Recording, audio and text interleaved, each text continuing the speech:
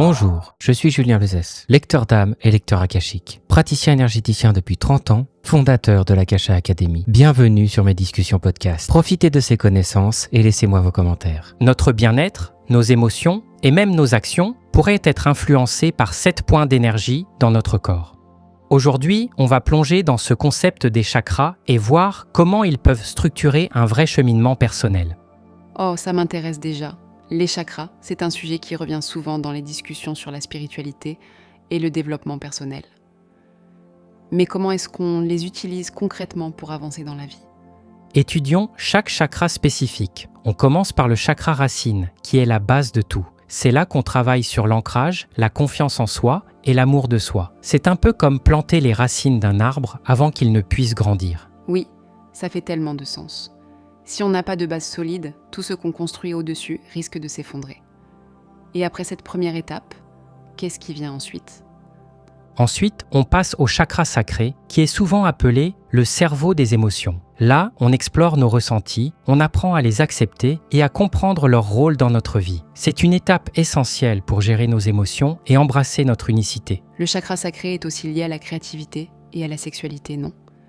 C'est comme si on apprenait à se reconnecter à cette partie de nous qui ressent et crée. Exactement. Et une fois qu'on a travaillé sur nos émotions, on passe au chakra du plexus solaire. C'est là qu'on se concentre sur l'action et la volonté. L'objectif est de dépasser nos peurs et de libérer notre potentiel pour concrétiser nos projets. Ah, le plexus solaire, c'est vraiment le centre de notre énergie personnelle. C'est là qu'on puise la force pour agir dans le monde. Mais comment est-ce qu'on travaille sur ce chakra dans ce programme ? On se concentre sur la motivation et l'ambition. Par exemple, on pourrait identifier les freins qui nous empêchent d'avancer et trouver des moyens de les surmonter. C'est celui avec lequel où on apprend à transformer ses peurs en énergie positive. Ça doit être une étape intense, mais tellement libératrice. Et après cette montée en puissance, on arrive à quel chakra ? Passons au chakra du cœur. Là, on travaille sur la positivité, l'amour universel et la connexion avec les autres. C'est une étape où on apprend à cultiver une attitude bienveillante et à éviter les regrets inutiles. Oui, le chakra du cœur, c'est vraiment le centre de tout. C'est là où l'amour, la compassion et la connexion se rejoignent. J'aime l'idée qu'on puisse travailler sur le mental, tout en restant dans cette énergie d'ouverture. Et après le cœur, on passe au chakra de la gorge, qui est le centre de la communication. Là, on apprend à mieux s'exprimer, que ce soit verbalement ou non verbalement. C'est une étape cruciale pour améliorer nos relations avec les autres. Oui, parce que si on ne sait pas exprimer ce qu'on ressent ou ce qu'on pense, on peut vite se sentir isolé. Et une bonne communication, ça peut vraiment transformer nos interactions au quotidien. Tout à fait. Ensuite, on arrive au chakra du troisième œil, qui est souvent associé à l'intuition et à la sagesse. Là, on se concentre sur l'écoute intérieure et sur la compréhension des vérités plus profondes. Le troisième œil, c'est comme une porte vers une vision plus claire de soi et du monde. C'est fascinant de penser qu'on peut développer cette capacité à voir au-delà de ce qui est visible.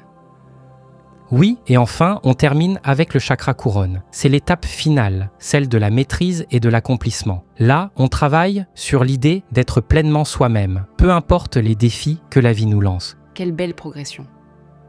On commence par les racines, par la base, et on monte petit à petit jusqu'à atteindre une sorte d'harmonie complète. Ce que j'aime, c'est que ce n'est pas juste théorique. Il y a une vraie dimension pratique, un cheminement personnel. Oui, et la trinité qui revient tout au long du programme. Tu sais, le physique, le mental et l'instinct, ou encore l'adulte, l'enfant intérieur et le parent en nous. C'est comme si tout dans la vie fonctionnait par groupe de 3. Oui, c'est une structure qu'on retrouve partout, même dans la nature ou dans les philosophies spirituelles. Ça donne un équilibre, une stabilité. Et ça montre aussi qu'on est toujours en interaction avec nous-mêmes, avec les autres et avec le monde autour de nous. Ce n'est pas uniquement une accumulation d'informations, c'est une invitation à se transformer, à grandir. Tu sais, comme par magie, mais avec un travail concret derrière. La magie, c'est souvent le fruit d'un travail sincère et profond. Oui. Tout commence par des bases solides qu'il faut apprendre à se connaître, à s'aimer et à s'exprimer. Et surtout, chaque étape compte. Rien n'est laissé au hasard. Exactement. Et toi qui nous écoutes, peut-être que ça te donne envie d'explorer ces notions, de voir comment elles pourraient s'appliquer à ta propre vie. Parce qu'après tout, on a tous un chemin à parcourir. Oui, et ce chemin, il peut être beau, lumineux et rempli de découvertes. Alors, pourquoi ne pas commencer aujourd'hui ? Si ce genre de sujet vous intéresse, je vous invite à rejoindre ma communauté privée, Le Refuge. Elle est totalement gratuite. Vous avez le lien dans la description.